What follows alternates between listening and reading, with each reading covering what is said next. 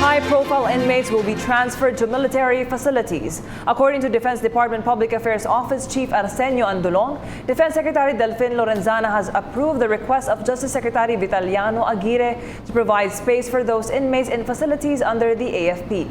Eunice Monte has more of this report.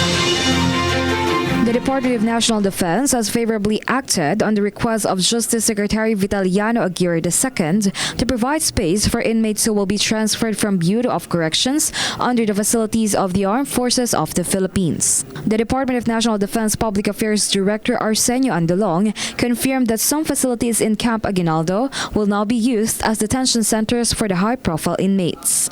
According to him, the agreement was made between the Department of National Defense Secretary Delfin Lorenzana and Justice Secretary Vitaliano Aguirre II. Secretary Delfin Lorenzana has favorably acted on the request of Justice Secretary Vitaliano Aguirre II to provide space for inmates who will be transferred from Bureau of Corrections facilities to facilities under the Armed Forces of the Philippines.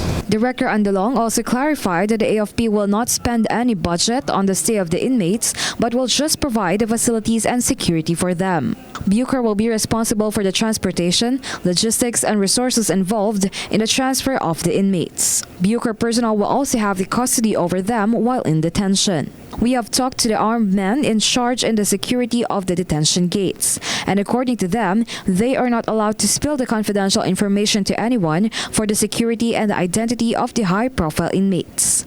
Even DND Public Affairs Director Andulong is not allowed to give out the names and the exact number of the inmates inside.